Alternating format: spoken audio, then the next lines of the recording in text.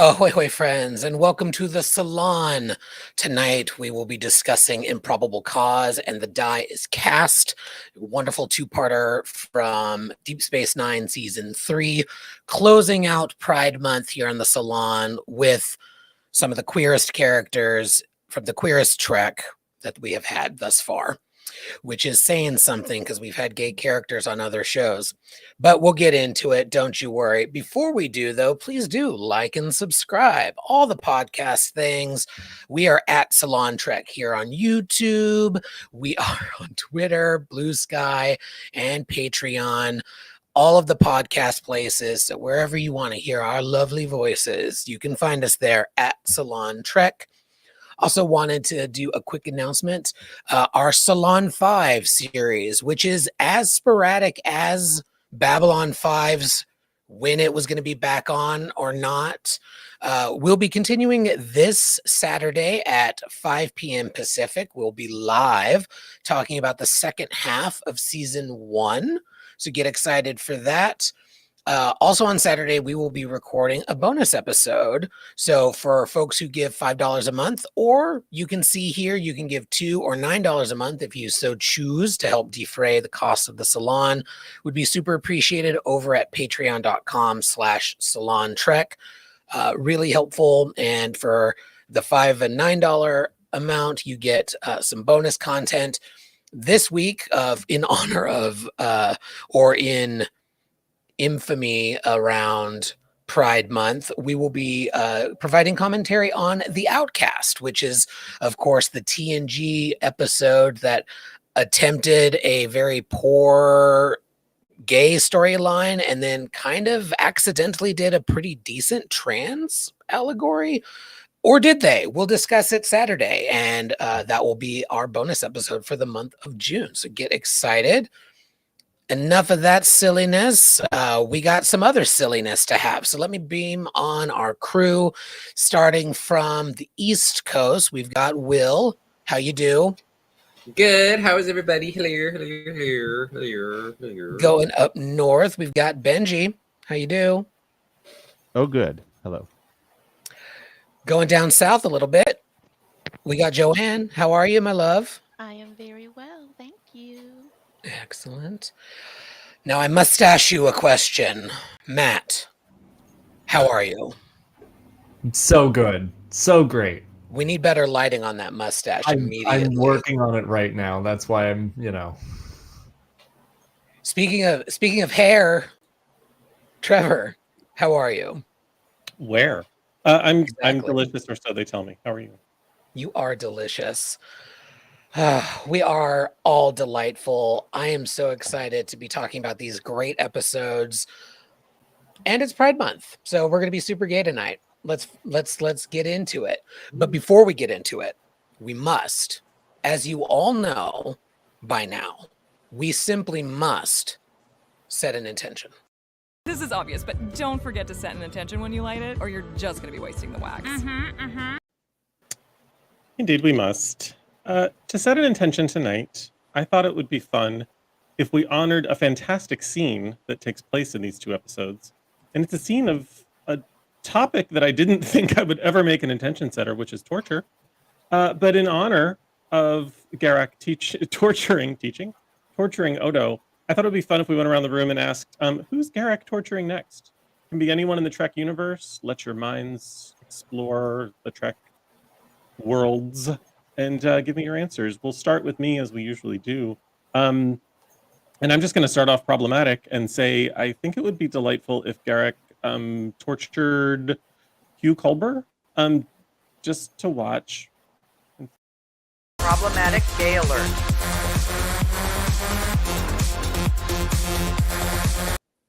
I'm not suggesting it would become problematically gay. I'm just saying it's probably going to become problematic. Let's go around the room. Mateo, my love, who are you torturing? Or who is Garak torturing in your version of Garak torturing someone? Julian's prostate. Problematic gay alert.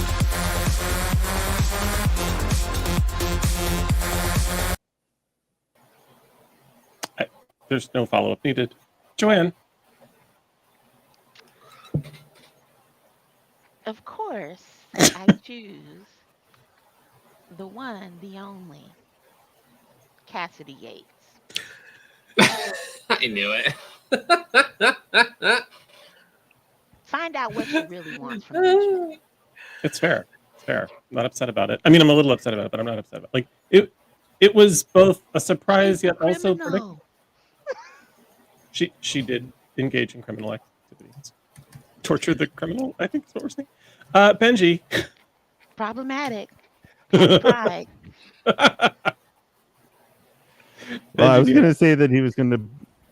I was gonna say he was gonna put Bashir's balls in a vice. So I don't know. Maybe Will and Stan have other parts that. Problematic gay alert.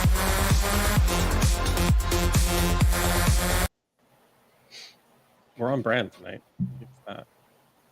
William. Oh, Well, I am being the audience- silenced. I am being silenced. I want everyone to know I am being silenced, that I'm not allowed to pick the one character that everyone knows I would torture. I want people to know I will not be silenced. This is Pride Month. So who And as besides a practicing Barkley? homosexual, I will tell you, it's all Barkley forever and always. I would torture him.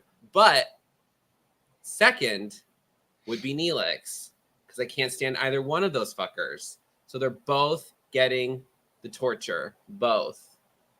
Dexter style. Plastic on the walls. Torture. I feel weird saying this, but I love it. Stan? I struggled with the word next in this question because I too want to say Bashir, but then I don't think he would be torturing Bashir next. That presumes that he hasn't already. But then again, you can't torture the willing. Problematic gay alert.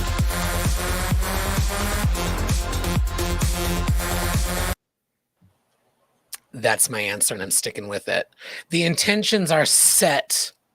Excellent as always, Trevor. Thank you very much. And now, everybody roll your dice because it's time to discuss the die is cast and Improbable Cause. Let's get into it. Calibration is locked and normal. Diagnostic underway. I love these episodes. These episodes are so good. This is peak writing, peak character moments. I do not understand how the third season dipped in ratings to the point where they felt they needed to bring in Warf, which we discussed last week. Check out that episode on the warfening of Deep Space Nine, aka wasting torpedoes. But in these episodes, I just think they're fantastic. It moves major arcs for the show along with the Dominion, and we get incredible performances, particularly from Andrew Robinson and Renee Auberjonois with Garak and Odo. We get really cool moments with Eddington and foreshadowing. Like, I don't know how far ahead they had his character arc planned at this point, but the seed is planted and it's just awesome. Can't wait to talk about it. Will. Yeah, I think every time I watch these episodes, not that I forget how much I like them, but I always seem to like them more. These two episodes, I think these are strangely, I think other than Emissary, these two episodes are the ones I remember the most of DS9 as a kid. For some reason, I don't know why. It's Emissary and then this are the two that I kind of remember. And like flaky croissant Odo, like that I always sticks out in my mind. And like they're so good. Like they're great episodes. There's just enough like cool Star Trek-y stuff. There's some cool ship action. We get a little battle scene, but also there's some incredible character moments. I think Garak and Odo really shine as two of like kind of emerge from the cast is like along with Kira as like the three characters that I think are quintessential DS9 and really end up carrying this show. And these episodes being so early in the run of the show, I would say this. These episodes, I would say, are when DS9 quote gets its beard. I would say this is the point the show really distinguishes itself and pushes itself forward in a way that I think is makes it wholly its own. Brilliant. Every time I watch this, I love them more. I think these are probably my favorite episodes of DS9. Benji, darling. Yeah, I think this would have been like the first year where we had DS9 but no TNG, as I recall. So I was like forced to finally start watching it. So like me and my friends were like, okay, we're gonna figure out Deep Space Nine, because it was like a little bit story arcish before, but not quite. So I think we finally started watching it, and then like the entire season, like from episode 1, is just like ramping up and up and up and up. And this is, I don't remember which one is actually the finale this season, but to me, like, it's this, like, I remember the first time we watched it, and it's like 150 Jem'Hadar ships show up in the end, and like we were just stunned. And that was sort of when we were saying, like, we talked about DS9 at school the next day, and we'd be like, this is where we were like, we think this is the best show ever made. Like, it's just truly incredible episode. You blew up your own shop, Garak, is I think my favorite line in Star Trek. I love how Renee delivers it. I love how like shocked Garak is that he figured it out. It's fucking great and classic. It's the best. Joanne.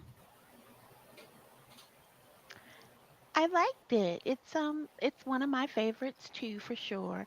If for no other reason than it has the shadiest, best read from Benjamin to Garrett. Innocent people could have been killed, comma, you could have been killed. The shade of it all. Like, it was so sweet. It was slick. I love it.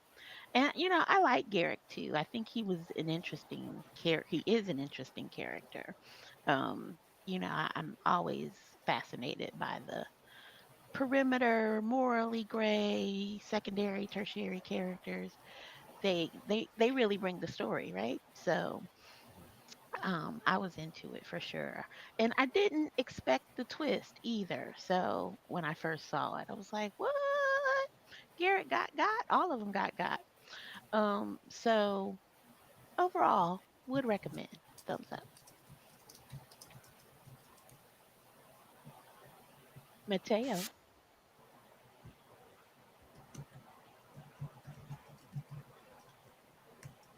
you and that mustache are muted. Thank you. Okay. So I literally was just saying I'm having technical issues, and that just proved my point. It truly, absolutely is one of the best. Like, getting into the true peak of DS9, of like all of the morally ambiguous. They're finally, I mean, like Will said, like they're forgetting that it's, Star Trek, and just having like really going for the like fun, what we end up seeing as DS9 themes, and like some really fun, like push the envelope, don't necessarily do what Gene Roddenberry would have loved or wanted. I think it was, I really do think that they are some of the best episodes. So, and obviously Garrick at any point doing anything is, I think, absolutely incredible and perfect. My only criticism, needed more Jadzia, but that's just everything. You're not wrong on that front. That's probably my only criticism as well. I think these episodes for me, first, they give me something that I've always wanted, which is one of the reasons why in TNG I love Face of the Enemy. Like, any time we get to spend on a Romulan ship is so much fun for me. I don't know why. I think I love the idea that through both TOS and TNG, the Romulans are just so mysterious. And they're one of those mysterious species that Star Trek never overused for the most part. We can argue that maybe there were some missteps in Star Trek Nemesis, but that's a whole other ball of wax. So we will get into that, I'm sure, at some point.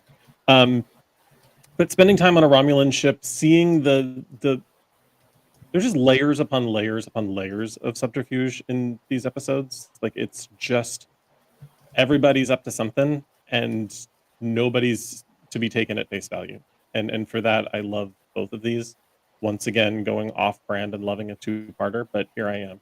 So let's talk more, shall we? Let's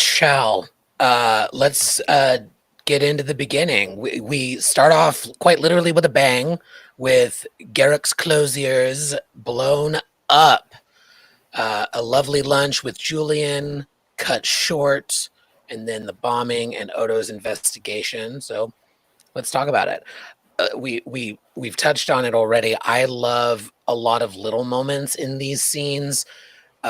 There's number one, incredible chemistry between Odo and Garrick. That's similar to what I've said about Odo and Jadzia needing more in Deep Space Nine. I wish they had continued this arc a little bit more. Their friendship, it ends with them saying, "Let's have breakfast," because Odo knows that he already has lunch with Julian. It's cute.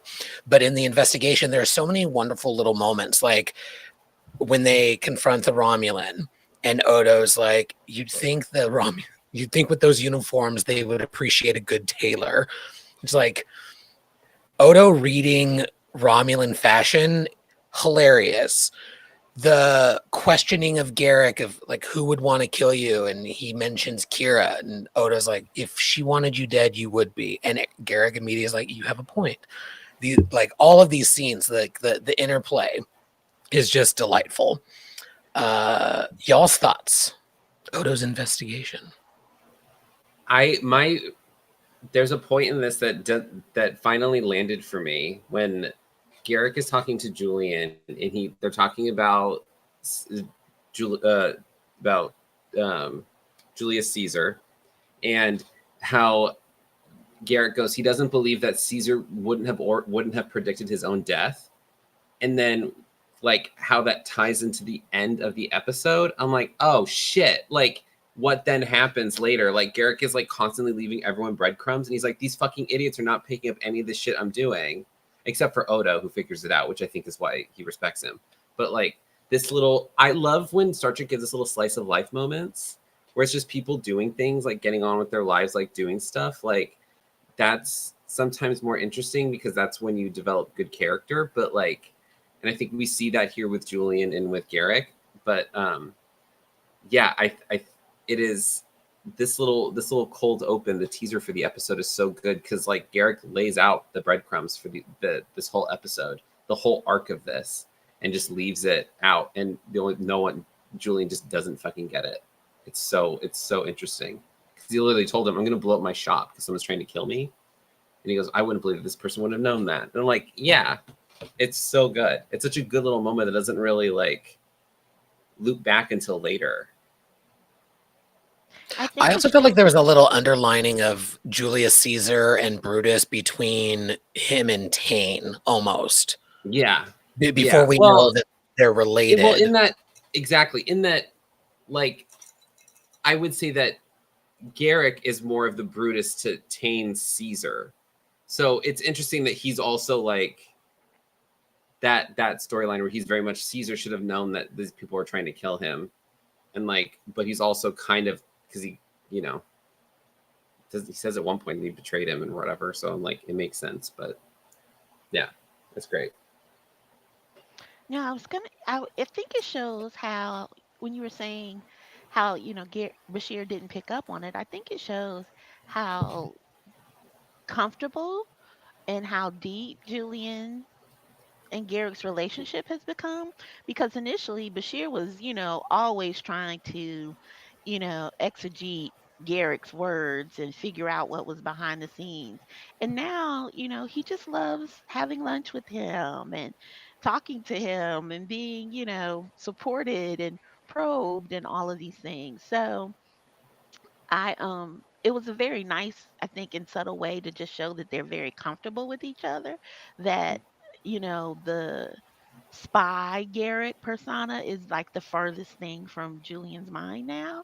And it's just, this is my friend, my special friend Garrick. Um, and these times are important to us.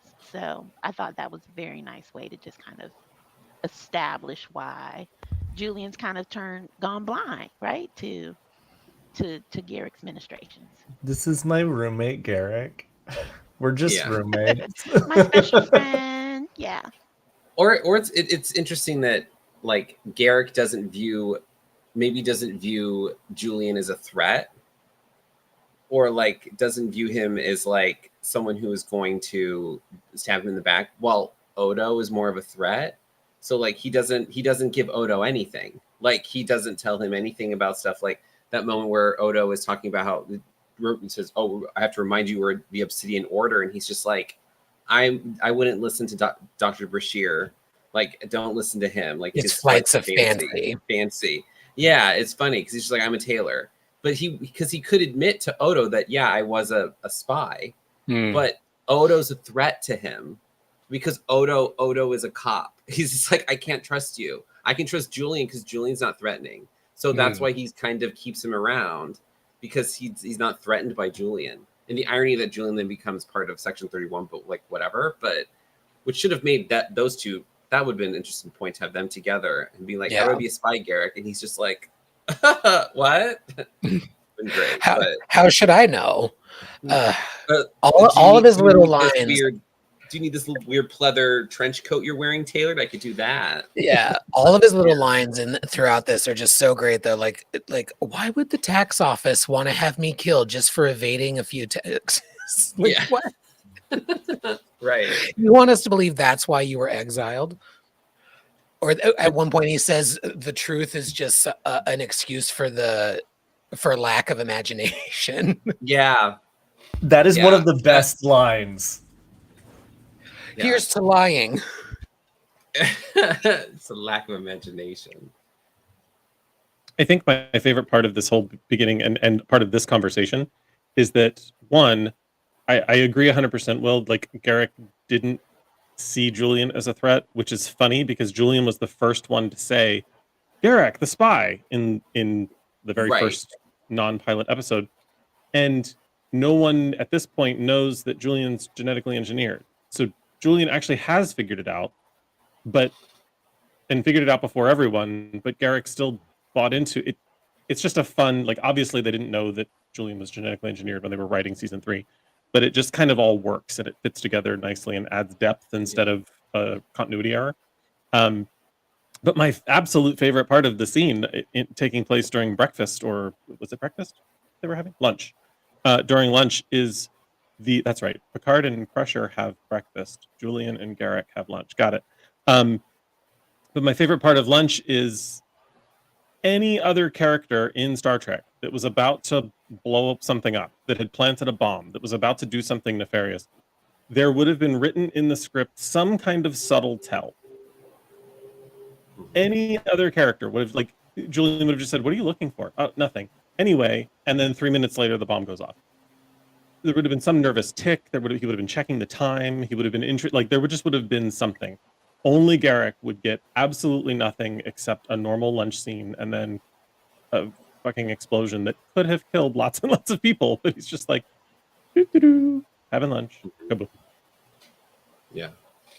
Well, he does have a tell. He goes, "Someone's trying to kill me. I'm blowing up my shop." He tells him, I doesn't believe that Julius Caesar. Like, he tells him, like, it's the subtext of it, very Chekhovian. But yeah, that scene really sticks out to me because he kind of gives the whole game away in one line, but like no one picks up on it because he thinks Julian's a boob and likes him around. So I'm like, at least you're pretty, Julian. Like that's hilarious to me. He likes him around for a reason. Yeah, well, yeah. Trying to break off a piece of that sweet genetically engineered ass. Problematic gay alert.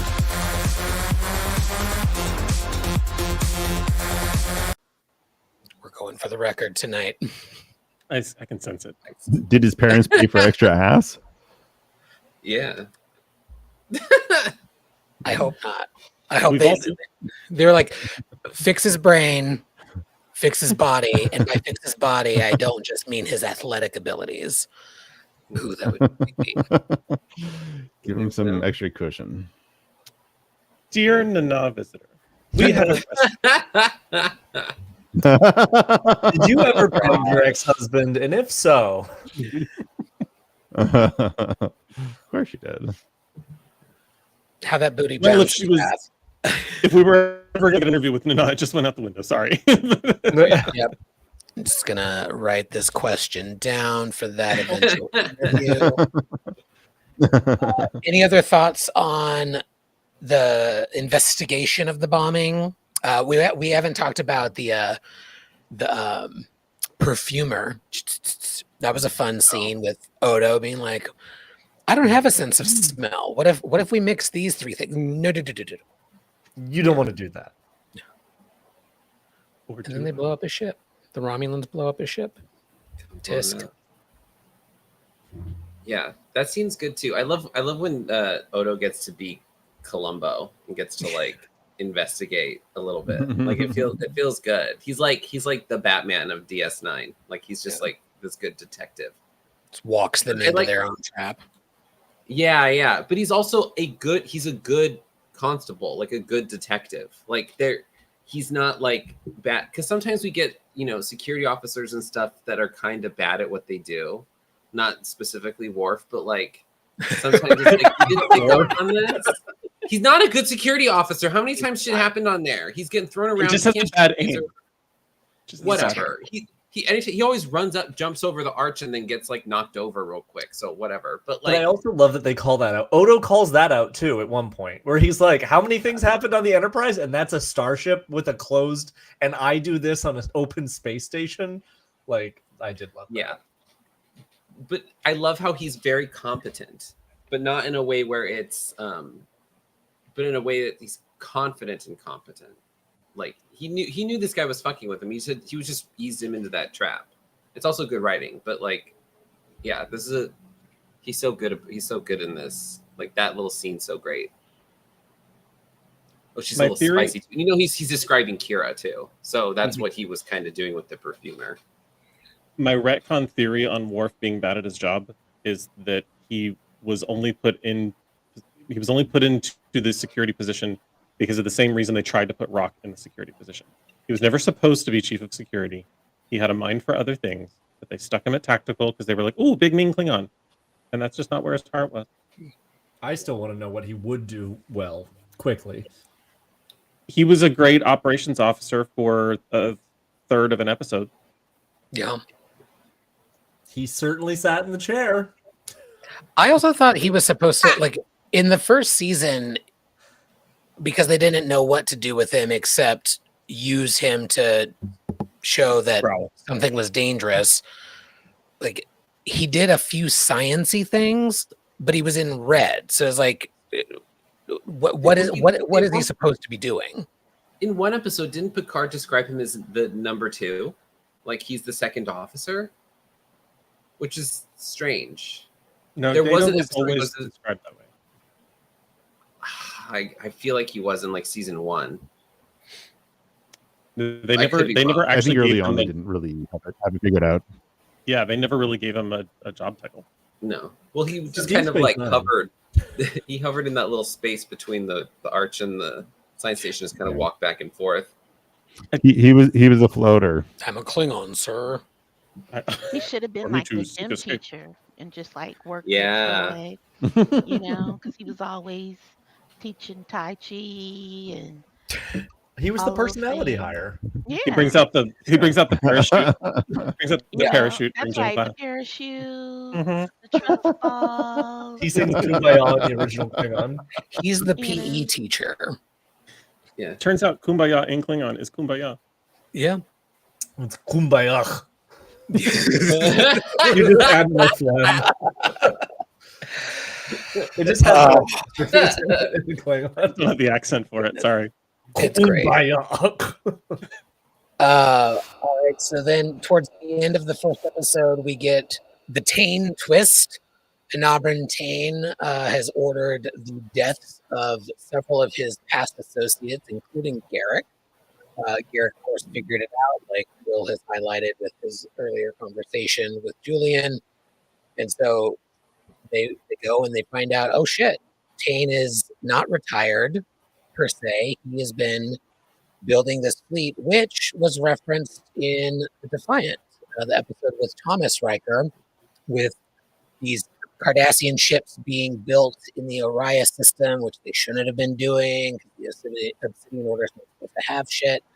So again, we're seeing this show is doing things very differently. They're harkening back to things from multiple episodes ago. They're not just losing random Fred, Tain Twist, your thoughts? I think that's the original way that Garrick made Julian come too. Was the Tain Twist? Oh God. I don't love the insinuation that he learned that from his father, but it's going to get one anyway. Problematic gay alert.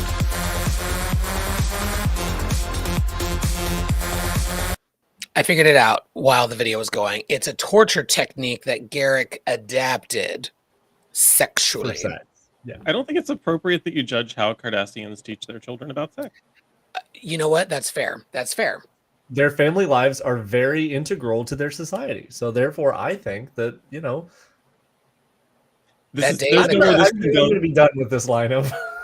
There's nowhere good this can go. Let's. Yeah, let's- Now I'm just- imagining. So Anabran Tain I'm now shows imagining Tain putting like a condom on a banana. Just like, shut the fuck up. up. So Anabran Tain shows up, and surprise, the Obsidian Order and the Tal Shiar have banded together to go kill the founders.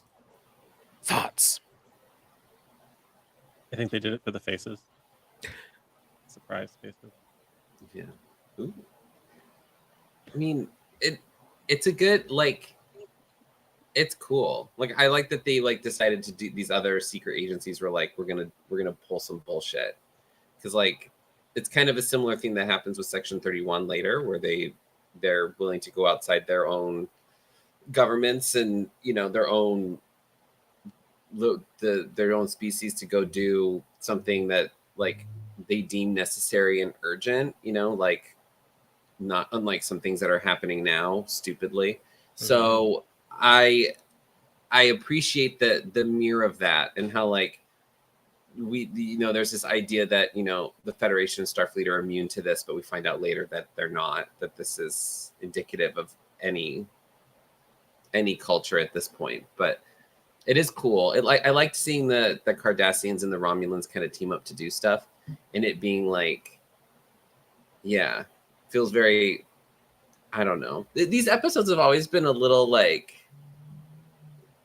when we do them, they always feel a little too on the nose for what's happening currently in all of our lives and like world politics. We're like, oh, that's something that could point to this. The beauty of Star Trek.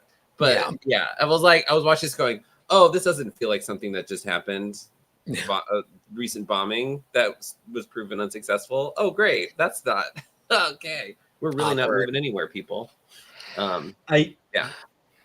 I really do want to say though, like the only thing I do kind of wish at the end they would have brought Section 31 in at this point, that all of a sudden we find out that Section 31 was also helping the Tal Shiar and the Obsidian Order, and it's like all the secret societies together kind of like had that meeting of the minds and all came to the same conclusion, and we find out like, you know, we don't need to necessarily see Starfleet ships, but I would have loved to, like, and Stan, like you had mentioned, like this was a continuation from the Defiant, where like that's when Section 31 found out about what was going on, or like was tipped off and then decided to send resources, or like there was something that Cisco like finds out that things had been diverted, like as he was looking at it, like Federation supplies had also gone missing in the Arias system or something. Like it would have been fun to see that tie together, to then lead up to obviously the Dominion War, when we find out like all of the secret agencies tried to stop this war before it happened, but we couldn't. Like they're just it would make the Dominion even that much stronger. So I think that would have been fun. I think I'm going to throw something on there. What if the Section 31 are the ones that tipped off the founders, and that's why they left? Because Section 31 was trying to set up the Obsidian Order and the Tal Shiar to get wiped out. So yeah, this is where my idea weaves its way in, which is that the Colonel Novak of Section 31. So whoever the Section 31 mastermind is, as part of all this plan, is also a changeling who just didn't get caught this time. That's a good, or revealed to the audience, but we learn it later. I like that. Yeah. Webs we weave. So why is this? I'm gonna call bullshit on y'all, because why is this cool when the Tal Shiar and the Obsidian Order take a preemptive strike in action, but it was definitely not cool when the Klingons did it in Way of the Warrior. When, like I said the last time, I think their mess up in this faux pas is why the Klingons came in spicy. Like Wolf 359 was an inside job. Clearly, this was, somebody on Cardassia or whatever fucked this up because they're working with the Dominion. We're gonna wipe these bitches out. So what's good for the goose is good for the Klingon. Well, I think it's okay because they failed.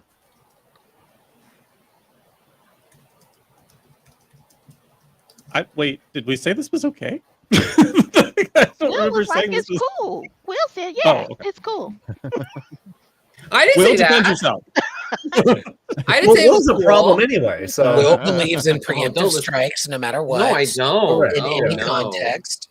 Well, he no, personally would rather no. carpet bomb everything before you have to send a single person in. So No, I'm just no, I wouldn't say Drone that. strike, I'm not in favor. drone strike. I'm not gonna win a battle. I'm not gonna fight a battle. I'm gonna win the war. So I'm like immediately like we're nuking. Like I don't give a shit. Like if you fuck with me, I'm like I'm not gonna preempt anything because I'm too lazy to like figure out what other people are doing. I'm just like I don't care about you. Go away. But as soon as you start bringing mess into my yard, mama, I'm burning your house down. I'm salting the earth. I'm sterilizing all of your family. Scorched like it's earth. over. It's over, and we And I'm know gonna this take because I've pictures told the of it and give it to story. you on your birthday. I have told the story. I have gone nuclear before one instance in my life, and I feel like that has whatever. But I don't know. I would never preemptive strike. But don't fuck with me because I will do something absolutely heinous and horrible, and you'll never forget it. That scar will never heal.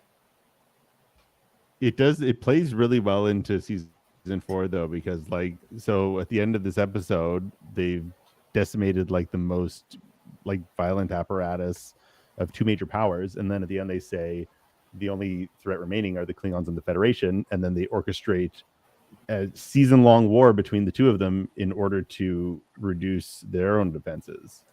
So it makes season 4 make sense. If you like season 4 or not, that's to be debated, but or at least that aspect of it.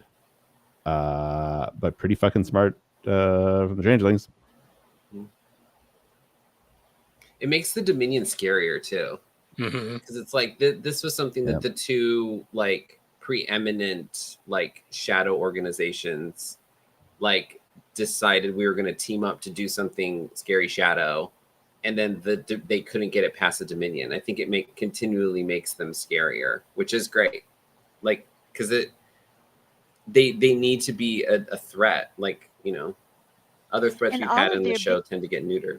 all of their big moves have been mind games, and that's what like really makes them formidable, right? They're not fucking around carrying guns and shit. They're just like manipulating folks' insecurities and security holes or breaches. So I mean, they are, although they also have the badass firepower with the Jemadar, but they're like controlling the quadrant through the power of math. So the Dominion, yeah, it was very sexy, very hot. Yeah, because it's like they've in other episodes we've covered here that they've said that the Federation is not untouchable. They're on Earth, like they're doing shit, they're planting bombs, whatever, and then like and then now this shit with the Dominions, like you with the Telshar in the Obsidian Order, it's like you can't beat them. They're always a step ahead, and they're always involved with everything. So it's cool. I like them when they're scary. Scary's fun. I liked Stan, thank you for blowing that up earlier and drawing attention. I liked Andre's comment because I think despite the fact that we pretty much enjoyed, might be a strong word, we liked / enjoyed the Section 31 movie, not all of us, respecting your opinion, Matt. something that tied back to something more intricate that had already been established would have been more fun, and probably would have found a better space within the Trek space. Yeah. If Trek productions weren't so expensive now, I think Section 31 does lend itself to an interesting opportunity to do a streaming movie every year, every other year. Not just like the crew that we saw, but, you know, what's going on behind the scenes in various points, including this. Like this could be a completely different crew, a 2-hour, like, what was Section 31 doing this whole time? And like you all just described, like they help along in some ways, they gird the loins and others, and then whoops, it's actually a changeling. Like, I'm still telling you, give me an X-Files-esque Department of Temporal Investigations, Department of Temporal Affairs. You can jump around the timeline as much as you want. You can use as much technology as you want. It can be explained away. And then it still makes sense.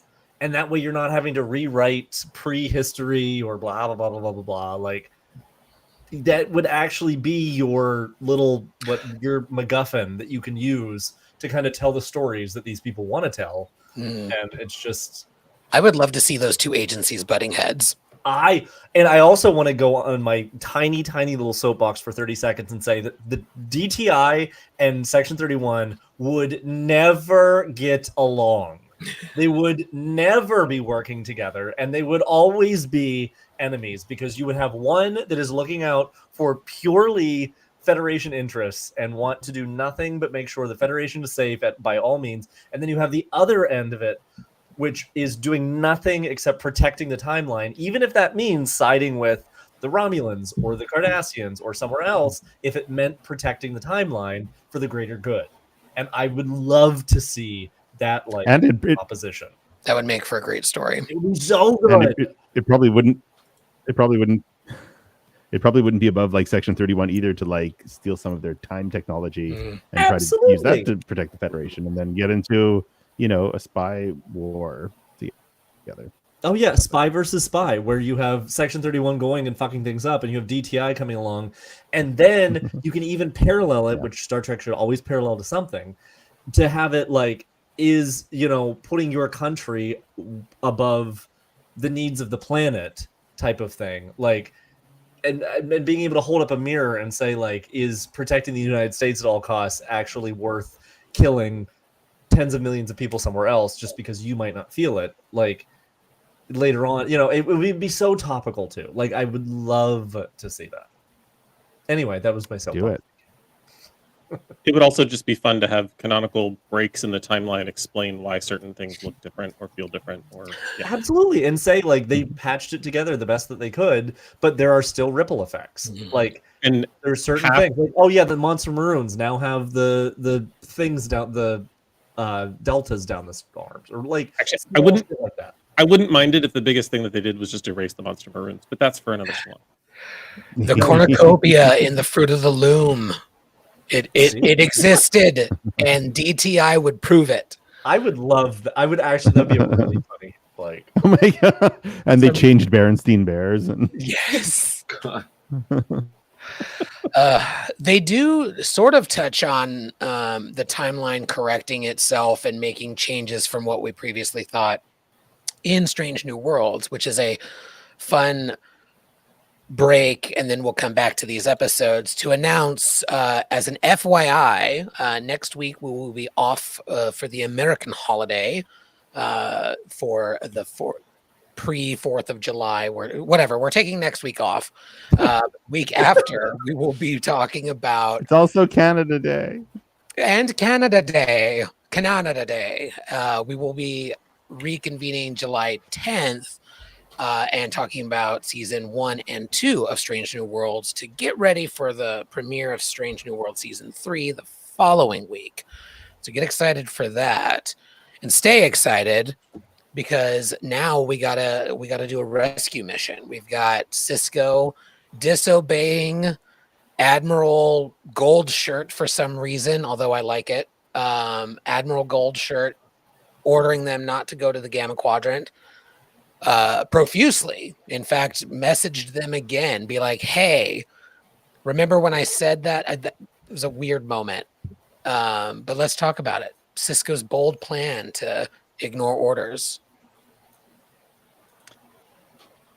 It's sort of, I hate to say this because I'm so aggressively not fond of the character, but it's a little bit of the Kirkening of Cisco.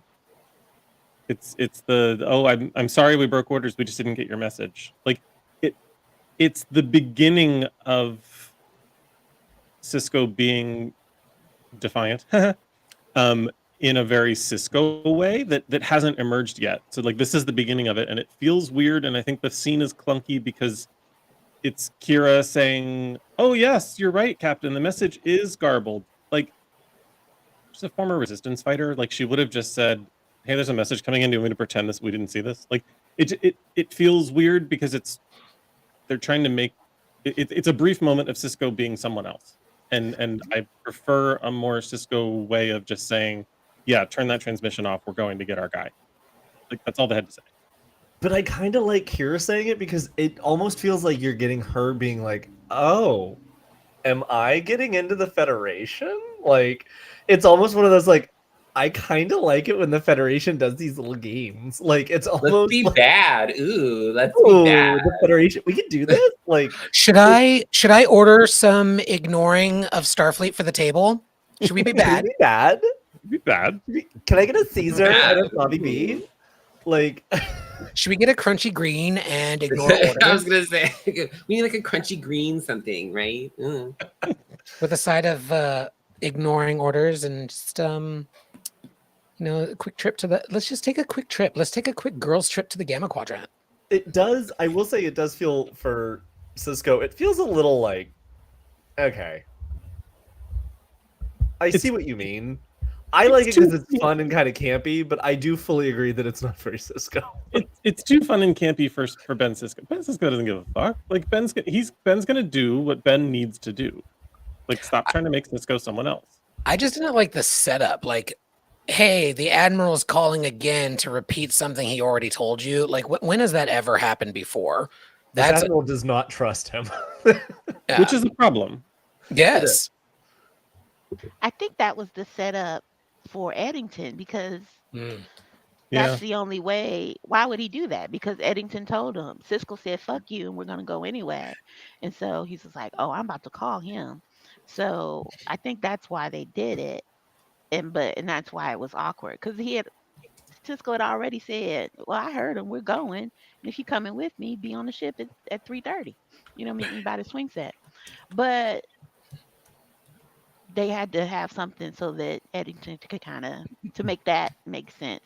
Because I maintain that doesn't make sense to me. I was still looking at it for the 12,000th time. Like, what? Like, what? I don't. Anyway.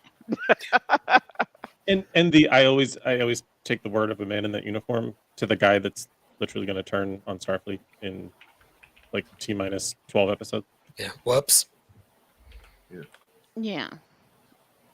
Interesting foreshadowing. I didn't like the way also, yeah.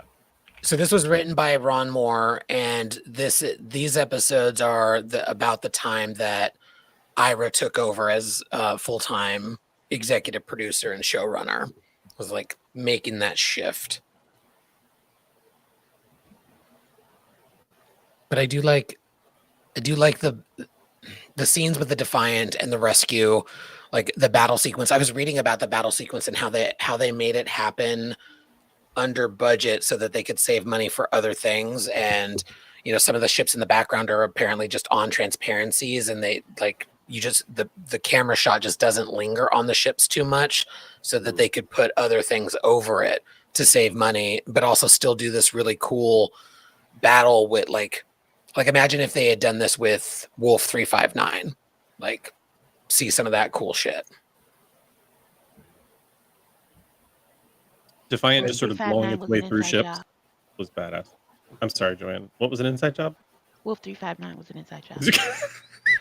Many people are saying. It's the word on the street. Many people are saying. You just need to look at the evidence. Just do your own research. Just look at the evidence. Do your own research. I saw it on Starbook that Oh, It's the only time in Federation history that a Galaxy-class starship collapsed on itself. you guys need to watch the documentary Loose Latinum. You have to watch it. You have to watch Loose Credits. Fucking bullshit. Loose Latinum, Jesus. Torpedoes can't melt duranium beams. Antimatter Sir. doesn't work like that. Yeah. Sir, there's a second cube that just entered the system.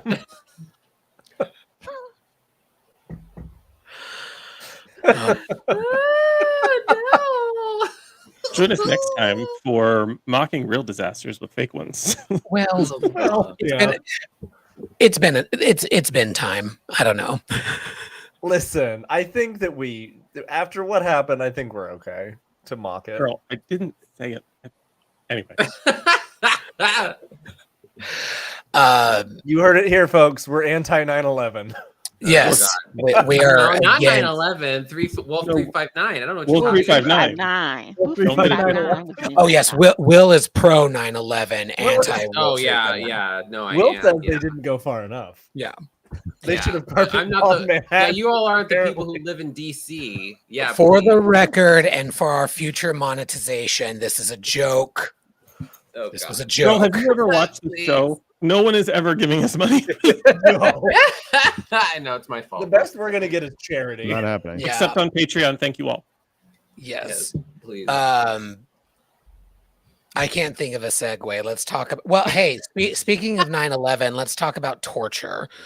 Oh, God. Whoa. It led to torture. It works. Take it. Like, don't make that This is face at me. Guantanamo. It works. It led to torture. It is a segue. It works. It's just Torture my face. doesn't. I'm not saying torture works. Wait a minute. Wait a minute. See, You heard it all here, you gotta do to get them all worked up is just make a funny face. Wait a minute. Let's talk about the scenes between Odo and Garrick, in which Garrick is ordered by Tain to get more information out of Odo, even though he knows Odo would have put everything in his report. There isn't anything else to learn. They have this fancy device that stops him from being able to revert back to his gelatinous state, and he gets real crusty, or I think, was it Will who called him croissant? Oh, because he's flaky like a croissant. Like he's Flaky like a croissant. Croissant Odo. Yeah. What are y'all's thoughts on Garrick torturing Odo just to find out he wants to go home? I'm for it.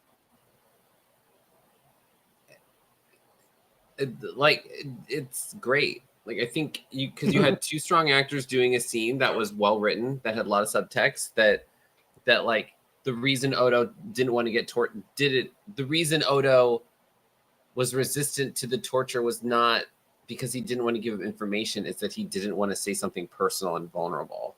I think is like a huge, that's like, it gives a lot to that moment, that it was like, I told you, have all the information, you tortured something out of me that I didn't want to say, because this is something that he should not be, as like of the enemy, he should not say that he wants to rejoin his people, which is, which I guess this does, like in the finale and What You Leave Behind, this gives, when he has the opportunity to do it, he takes it, which I think is great, that he was like, I can now rejoin them, so I'm going to. I think is like great for his character development. He's able to, like, do the thing that he wants. He has freedom in that regard. Yeah, I think Garrick is like he's it's great because you get Garrick as this kind of like, oh, I'm fun, like, oh, ha ha ha, I'm this fun character. But then he's like really kind of scary in this scene, but desperate.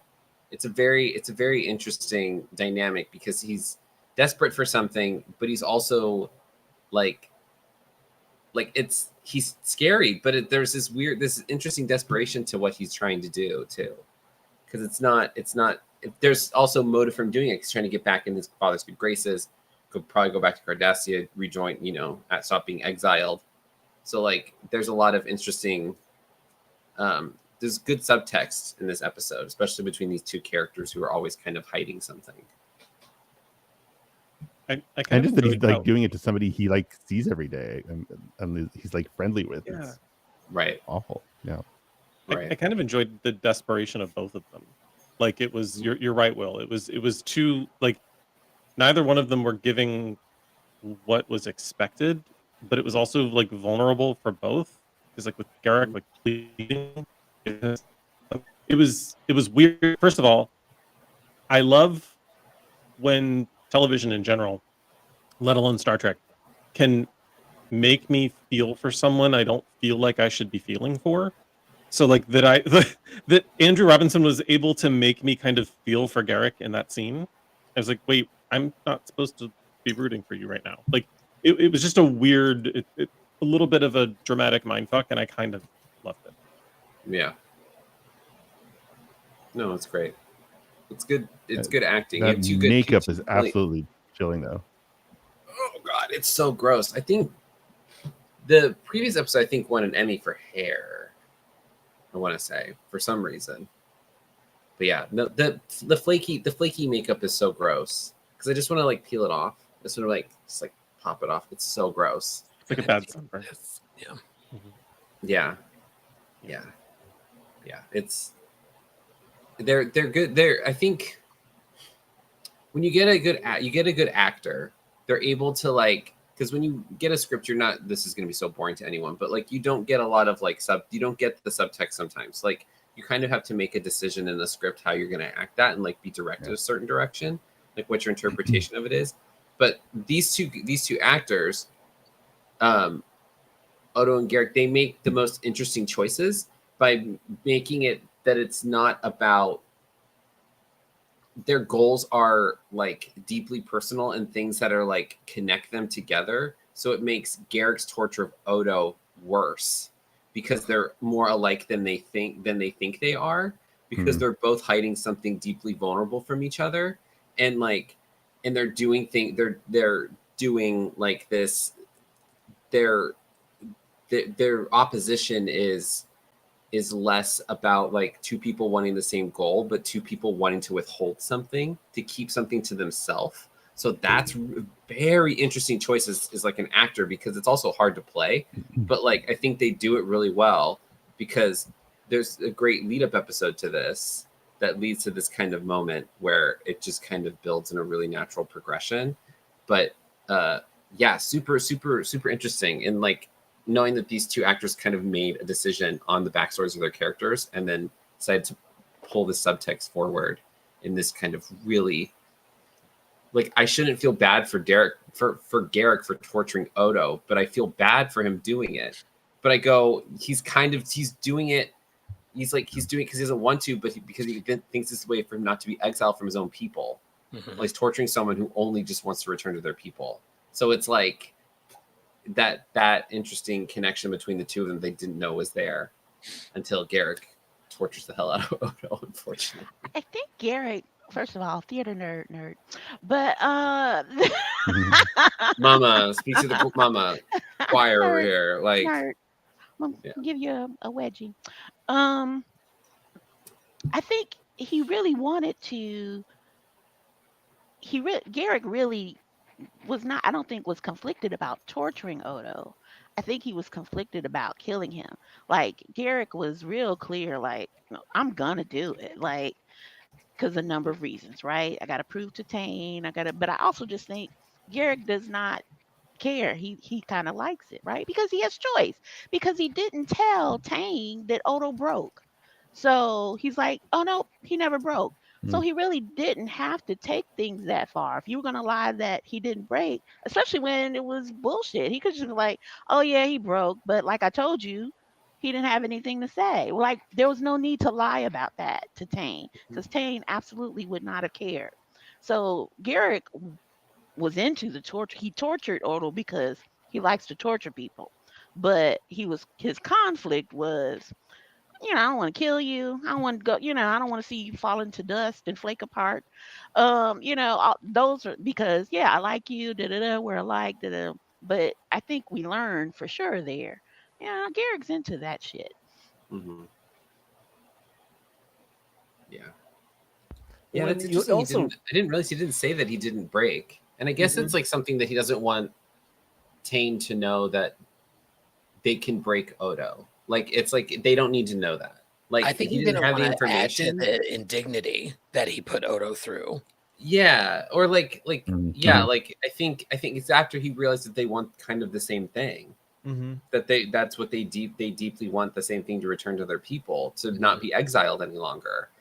And I think that him not telling Tain, because I don't think it would have made any difference, but if they had survived, then it would have been like, oh, we can just Odo's breakable, the changelings are breakable, these people we can break them. And like, I think especially Odo, someone that I feel like Garrick now respects, I think it's an interesting choice from saying that he broke but he didn't say anything. But him to lie to Tain, it's not information that he wouldn't receive, but he didn't want that information that could therefore continue to harm someone he now feels a connection to. Is an interesting moment. So it doesn't change the dynamic of the rest of that scene, I don't think, but it changes Garrick's motivation. It changes Garrick's relationship with Tain. Because now his relationship with Tain is different because of the connection he has now with Odo. He almost picks his side when he says that, and he's like, you know what, Odo's dignity, Odo's pride means enough to me to say, you know what, I'm not going back. It's not going to happen. Fuck it. Like, I might as well just accept that I am now so deeply ingrained in this DS9 group that I'm going to do what I think needs to be done. And it almost is one of those moments where Garrick starts to have his own plans, not just to go back home, but like what's about to happen with the war. Like, what is about to happen, what is coming down the pike. He can see the lengths that everyone is going to, because he's a smart tactician above all. And he's almost like, okay, I now know what's going on with Odo. I now know, he's seeing, obviously later he sees that they were outsmarted. And I think he's starting to be like, you know what, I don't want to go home, because I don't think home is going to be what I want it to be. And I'm going to make my own life the way that it's kind of one of those turning points for him too, I think, which is really interesting, because up until this point, there's been so many episodes where it's just his entire way of thinking is just getting home. And then this is kind of like him and Odo both going, well, my people are the ones that are starting that. Odo, my people are the ones starting this. Garrick, my people are the ones that are about to be overtaken by this. Neither of us can go back to the homes we knew. So let's make this home together with my boyfriend. And then they kiss. family. And And then then they kiss. And they're both boys. Ooh. They're boys. It's so good. So then there's surprise. The changelings knew the whole time. Colonel Lovok. By the way, Romulans have colonels. Just found out. First and I think only time that we see a Romulan colonel, and not a commander or a sub-commander or an admiral or a praetor or a senator. Weren't the Tel Shiar, because Troy was a major. So majors and colonels tend to be in the same lines of service. Yeah, that's a good observation. I think that's right. It's how the universal translator's translating it, at least. Yeah. It's actually Bottom Lovac. Or that's just his first name. Yes. His first name is Colonel. Just like Colonel Sanders. Yeah. Let's remember, there's also a Praetor.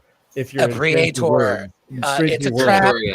Yeah, it's a trap. There's 150 Jem'Hadar ships. Shocks the hell out of everybody. No change in life form readings. What do we think about the changeling trap? Those bitches always be 2 steps ahead. Right, they are, and yeah, it continues to make the Dominion scary. Like that's the thing with we always end up learning too much about adversaries in Star Trek, and there's not a threat anymore, which is fun. I feel like the more you learn about an adversary, they don't become a threat because they become real. They become, like the idea that you personalize them, they're not just this scary figure, that they're people with lives, whatever. But like the Dominion here benefits from being always illustrated as 2 steps ahead, massive fleets of ships that were not mentioned like this before. I think, Wolf 359 is what, like 40 ships or something. And like this is like 150 ships. They're the Jem'Hadar fighters, but they took out a fucking Galaxy class. Like they're not. These are potent, scary enemies, and like I like that the Dominion is at this point terrifying. Like they're a bigger threat than the Borg, I would say, at this point, because they're not just here. They're not a hammer. They're a scalpel, and that sometimes is scarier. Because the scalpel will do a lot of damage very quickly, and a hammer will knock you out. But like a hammer's only going to do so much. Like a scalpel can do some real terrifying damage, and like that I think this illustrates it wonderfully. Just taking all those fucking Romulan ships and those Cardassian ships is just crazy. And I love a space battle. So yeah. Were they cloaked, or were they just all hiding in the nebula? No, they were cloaked. They gave the Cardassians cloaking devices. No, I meant are you talking about the Jem'Hadar ships? They were in the nebula. Oh yeah, they were just in the nebula. Which is actually kind of surprising that they don't give the Dominion of all species some type of cloaking technology. I guess I think all of them would have that. That'd be the first thing I would fucking get. Well, the Jem'Hadar can cloak themselves, but they don't cloak their ships. You know what? I just thought of something as we're talking about this. I don't think they want to cloak their ships because they're like, we're the fucking Dominion, and when you see us, you're gonna fucking cower. Like they don't want to cloak. They have giant. And honestly, I mean, Will, to your point too, like one of the things that we had never seen before is the scale of ship that the Dominion has. Like besides the Borg cube, which that's huge, but like a Dominion warship, like their main Dominion battleship is 80 times the size of a Galaxy class. Like they are these. They build massive. those later. The only thing we see at this point are the fighters. They build the other that huge battleship later, and then that other ship, I think next season. I would like. They really only have 3 ships, but the fighters are the only thing we see at this point. I would like to propose to Joanne's point that they probably have cloaking technology for their ships. They literally just never need it against anyone that we see on screen. Like why bother cloaking? Do it if they wanted Right. to. They're like, we don't need it. You are not a threat. Yeah. The Federation. Like I'm gonna come at you, bro. The sinister laugh with the mustache and the champagne sip, it's far more intimidating than your normal look, so I appreciate it. You know what? I'll take it. I'm in my daddy era. This like he's trying to give Trey but open his mouth, and it's immediately small turn of the century street It's urchin. not small. Very lieutenant angle. He's trying to give trade and opens his mouth and it gives doll. But Mama doll where? Mama doll where? Oh my Mama, the God. only plastic I have Oh. is the You credit pop card. that out and then it's dishwasher safe.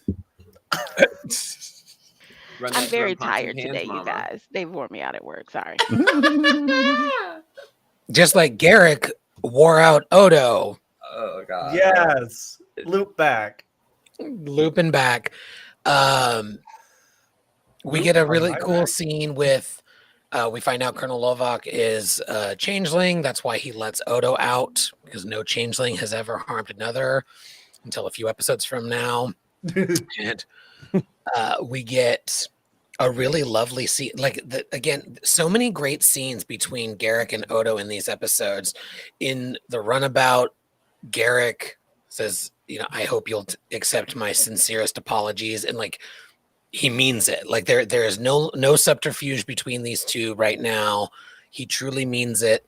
And Odo says, I may not agree with you, but I understand your desire to return to your people. They have had this real bond. That's why when they get back to the station, the final scene when Garak is looking at his shop that he blew up, and it's now a metaphor for his plan to get back to his people. Like everything is in shambles. His hope of getting away from this rubble is now all he has. And Odo comes in just from the very back. First thanks him for not mentioning his desire to return to his people in Garrick's report to Starfleet. And Garrick's like, the whole conversation is best forgotten. It's his way of apologizing again. And then there's this little moment of humor added to this episode where he's like, Quark is wanting to rent the space if you're not going to rebuild. He wants to put in a massage parlor. And you're just like, well, Commander Cisco wouldn't like that. Odo says, well, I think he would like a tailor shop. And this line kills me. Garrick says, you know, the sad part, Odo, I'm a very good tailor. Like his whole life right now is a lie. This is not what he is supposed to be doing, but he's very good at it. And then they decide to have breakfast together and kiss. Yeah. My constable, I thought you didn't eat. I don't. It's such a good Yeah. Such a good episode. I love how that scene is shot too. That it's burned in my mind with like Odo just like reflected in the mirror in the background. Like I've remembered that since like the first time I saw that episode. Brilliantly done. Yeah, you just see everything landing on Garrick's face. Yeah. Yeah. So good. It's such a good these two characters, like there's just like great moments where it's like I want these characters to have more interaction with each other. Like I love that they're like this kind of builds a good like a friend, like I wouldn't say a friendship, but a respect for each other, like a mutual respect. And like I think the idea that like now Garrick needs to like focus on the what's in front of him instead of focusing on the past, I think is a nice moment because he's thinking about that, you know, because now that Tain's gone and all this, he's like, I have no connection back to Cardassia. He's just going to continue to be exiled. Are Garrick and Odo the original frenemies? I would say Odo and Quark. Yeah, really. I was going to go Odo and Quark. I feel like it's Odo and Quark more. Because I think these two guys, I don't think they're enemies. I think they're frenemies. Well, no, because they don't think they're enemies. Yeah. I don't think Odo has ever really seen Garrick as like, I think he's always been like, that man's a spy and I'm not going to trust him. But I don't think he's ever seen him like maliciously. They're both constantly locked in side eye with one another. Like, yeah. That's very their Glinda relationship. Elphaba. Yeah. You know, and now they're all very, because I knew you. I have been changed for good. For good. There's a Munchkin joke in there with you, Matt, and I am not going to make it. And I'm really glad. I just want to point out that I could make really good fun of you, but I'm not going to because I'm a good person. As you continue to do a Munchkin voice, good for you. Lean into it. That's just a voice stand. Is there a yellow brick road you think we should follow? No, he's not going to talk. Nice job. Let's make it row. I always thought Starfleet had a lot to learn from me, Captain. I want to hear from the crew in an episode of Badassery. Who is the badass of this episode for you all, or these episodes? I'm going to say Anabran Tain. He failed, but bold plan, sassy bitchiness. I'm always for it. And you know, the obvious answer is Odo. The obvious answer is Garrick. That's true. Don't want to diminish that if that's what anybody is going to say, but I'm going to give it to Anabran Tain. Will. Make it row. I'm gonna say that little gay changeling Romulan Lovok, because I love a bitch who pulls a stunt. Stunting. She stunted on all them hoes. She came in and was like, "Oh, I am the drama." That Here comes the hurricane, bitch. Yeah, death drop, killed everyone. It's a slay. I mean that Miss Lovok is the badass of this episode. That needs to be your drag name, by the way. Ms. Lovak. Ms. Lovak. Ms. No, I already Lovak. have a. I already have. Colonel- I have two drag Colonel queens Lovak. too. Colonel Sanders. My first name Colonel, last name Sanders. No, I have two. I have Shirley Temple of Doom, which I think is fantastic. Jodie Foster Child, and then I also have a new one, which is Carrie Fisher. Wait, what's the new Wait a one? minute, what? So it's Very well. Jodie Foster Child, which I think is hilarious, Yes. and then the new one is Yeah. Carrie Fisher. Fisher. Yeah. Fisher. I was like, why is this not one? And it just Okay. made me laugh for 20 minutes, and I was like, I love Let's it. just spell Will. it though. Hear me out. Hansy Pelosi. Hansy's not a real first name. That's why What Jodie was an Foster IE? Child is the great. Counting that Jodie against Foster you. Child is the greatest drag name of all time. Jodie Foster - Child. It is hilarious. Benji, make it row. For the love of God. Please. Cisco showboating and like waiting till the last second to fire just so he can like fly through the explosion For no reason. of the Jem'Hadar ship. Not the only time he has done that. He loves flying through the disaster he has caused. Joanne, make it row. I'm gonna say Julian Bashir and his deep love for Garak is the badassest thing of all.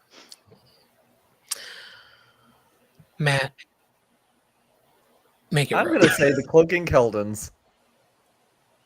I think that's pretty badass. I think that, being able to see a Cardassian ship that's cloaking, I think that is cunty. I think that's one of those like, oh, you thought. And then they all get their asses kicked, which really, you know what? Work. Trevor, make it row. She's not my favorite in the fleet, but the USS Defiant. The Always. flying condom herself. I've It never looks thought like a flying condom. Well, now I can't unsee it. Thanks, Matt. You're welcome. What? What do you? A condom what? in the package? Mhm. Now, what is that supposed to mean? I just saw you. have been like muted. the deflector is like the reservoir. Is that what we're saying? That's a little nub. That's at the end. Okay. Anyway, Like the bridge kind of looks like a condom. that's what I'm What's a talking about. The condom? middle of it looks like you put it on its side. It looks like a condom with little wings. Because there's that divot where Problematic gay alert.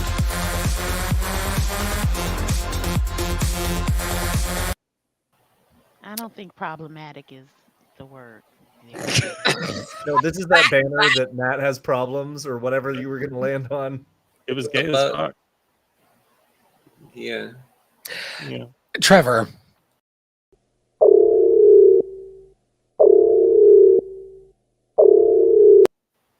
Please land this ship and give us the scorecard, please. There were 7 problematic gay alerts. Nice job, y'all. There were 3 Ken dad jokes, all told by Matt at some point or another during the course of the evening. There was 1 what the fuck, which we all just saw happen live here on the Salon. And Stan struggled with segues 3 times. That's a new thing I'm keeping score about, and I'm not ashamed of it. I gave 9 million bonus points to Joanne for never missing an opportunity to fuck with Cassidy Yates. I gave her an additional 359 bonus points for inside jobs. I gave 7,000 bonus points to Will for reducing Odo to a breakfast pastry. I gave 69,000 bonus points to Matt for having technical issues on an evening Julian Bashir was having testicle issues. And last but not least, I gave 911,000 bonus points to Benji for allowing all those Federation ships to land in Canada during Wolf 359. Wolf 359 was an inside job. Watch the documentary. Lose credits. Friends, Why did we sign? thank you for joining us. Quick reminder, we will be off next week, but back July 10th talking about Strange New World seasons 1 and 2 to gear up for season 3 the following week, premiering. So get excited and please, again, like and subscribe this nonsense. Help us grow. We will also be live this Saturday at 5 p.m. Pacific, talking about the second half of the first season of Babylon 5. So get excited for that.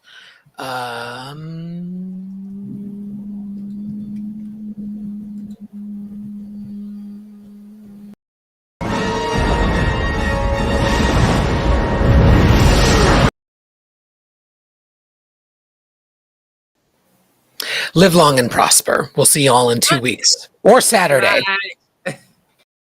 All hands abandon ship. Proceed to the nearest evacuation zone immediately.